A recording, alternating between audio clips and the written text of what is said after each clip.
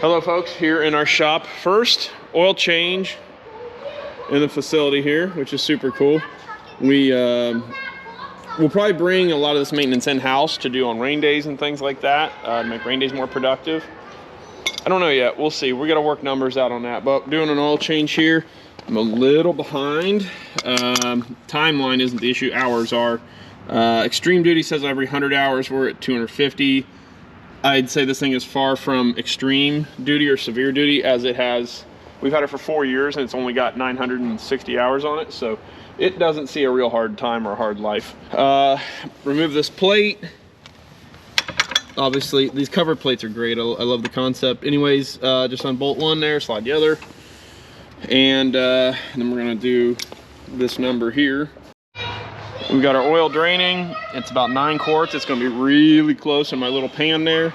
We wanna run the machine for a little while, get it warmed up, or actually the engine oil, because that's what we're changing today.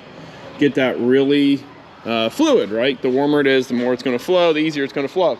So we got that. We got our new oil filter here somewhere. And keep in mind, if your machine's under warranty still, so far as I know, you gotta use all Bobcat or your brand of choice OEM parts and stuff, because it'll void your warranty. So that being said, I can't say enough about a basic toolkit. Like, I bought this years ago on a Black Friday special. It was like 99 bucks. It was insane, but it's Cobalt, it's no Snap-on, whatever, but it's got everything. I mean, that's a great mobile tool set. It really is wonderful. So we're looking good here. So I gotta run and get some 15W40 oil. When you do stuff like this and leave a machine unattended with oil out of the engine, hide the key, throw it over a hill, whatever you got to do. Put caution tape on the machine, a do not operate, lockouts, whatever you got to do to make sure somebody doesn't get in this stupid thing. Now in this case, it's pretty obvious, right? But gosh, you never know what the circumstances might be. So you don't want to run your engine and machine without oil. The results are going to be obvious. So that's that. So, okay, well, let's go get our oil and we'll be right back. Our oil is drained, just barely enough room like I knew there'd be. And now we've got our oil and Orner boys. And I bought like 4,000 funnels, I feel like.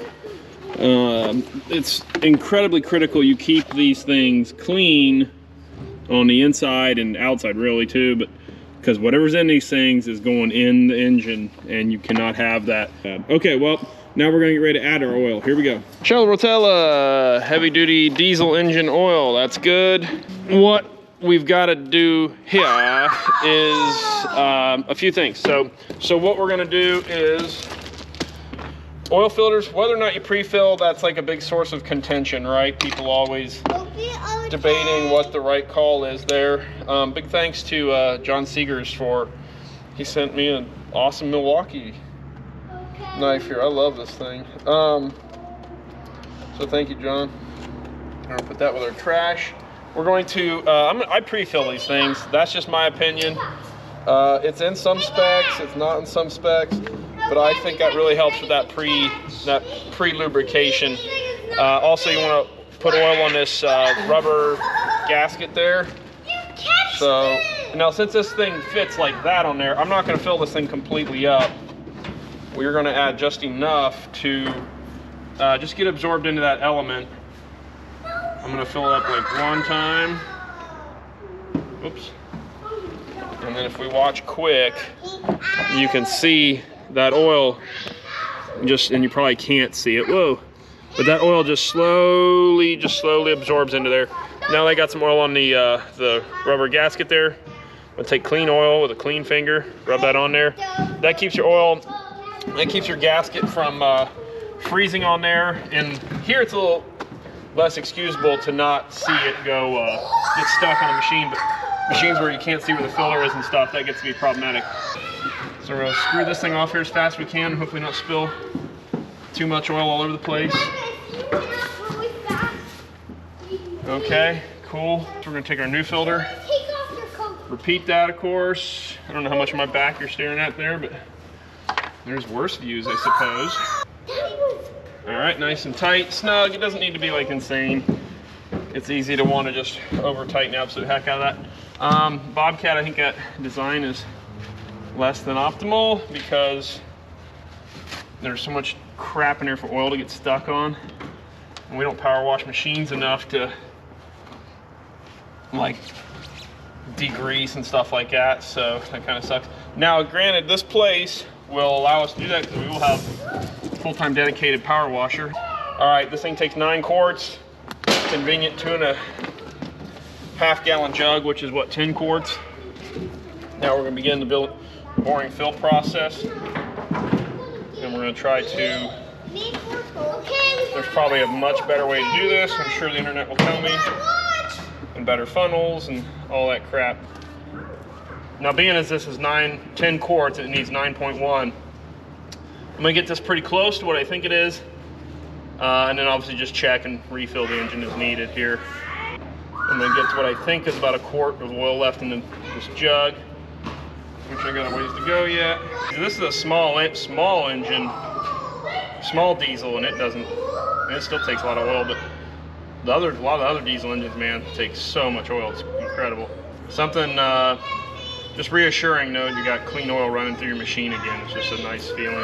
Now we're starting to get pretty close. I'm gonna do one little splash in here. I'm gonna call that good. So that's roughly 1 quart left in there. Okay, now I can relax because being worried about my machine with sitting without oil in it is just nerve-wracking to me. Screw it back on, make sure our gasket's reasonably clean there.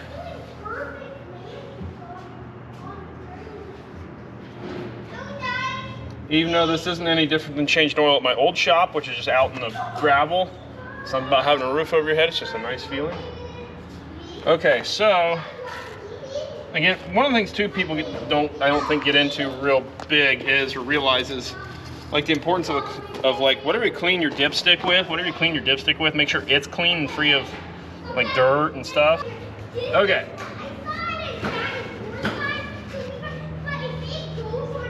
Try to sop up all that I can.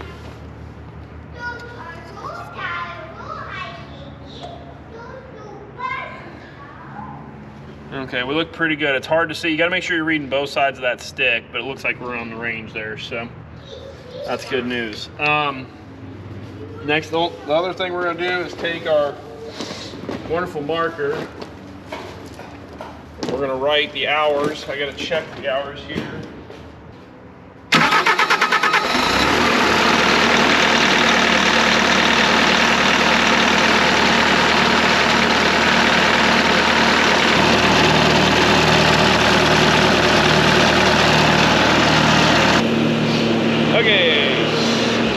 We've got our oil cycled through here. We'll check the levels again a couple times.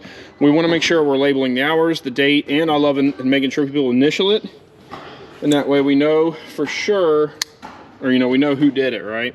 I guess I could put Bo's initials in here if I want to get him in trouble. But also you can take, I like taking a knife or something pointy and scratching it in case that gets rubbed off. So there's no question about what was written.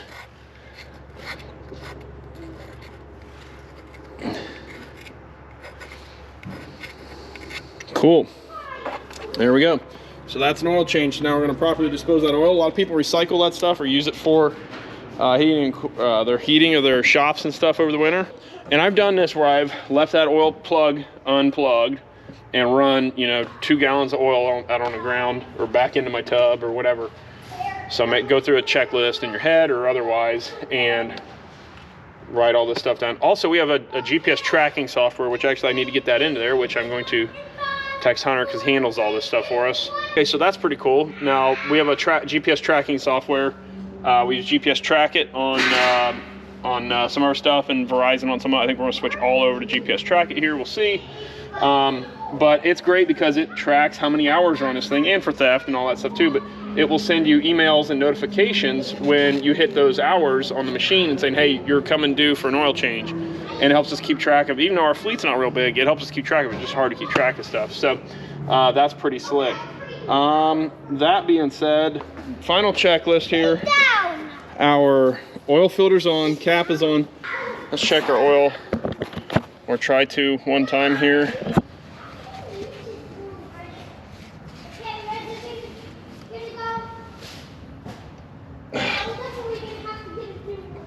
So if you tap it on the machine somewhere and get dirt on it, you know, you're sticking it right back down in there. So we want to try to make sure we're keeping this sucker, and let that dry off very much. But yeah, we're right at the top end of the range, but we're good. So, which there's 2 dots in there, as you can see, right? 1, 2. So that's lowest, probably acceptable. Highest acceptable, we're right within a 1/4 inch of highest. So that'll be a-okay, within range. That's it. Another one next time when we're gonna redo our air filter and hydraulic filter, all that stuff's due. Okay, that's that. There we go. It's gonna be the world's longest, most boring YouTube video ever. And there we go. Hallelujah. Okay, throw these back up in the toolbox. Get my manual put away. Hey, get out of there. What are you doing? What the heck are you doing? You don't need in there. What were you gonna do? Goob? Wait 1 minute. I think that's it. I think that's it for this series on changing oil on the Bobcat T595, which actually I'll do an updated review on this thing. The good, the bad, the ugly. Really, the only real ugly with that is we hate the door on that thing. Otherwise, it's a great size machine. So like the equivalent of it nowadays is the Bobcat T66, I believe. And we might upgrade to that here at some point too. So, all right, that's that, folks. When you enter into deals like this, it is really important that things are very spelled out as to who does what, who gets what, and all that. So for example, one of the things was with the builder, I said, we will provide all materials, nails, screws, trim, J-channel, flashing, all that stuff is provided by us. Something got missed in the whole thing was I told them everything's going to sit on cookies. I misunderstood something, and there had to be concrete poured instead for the post to sit on. So concrete had to be purchased outside of all the other materials. And I told the builder, that is on me. I screwed that up. I will be paying for concrete again because all materials are covered by us.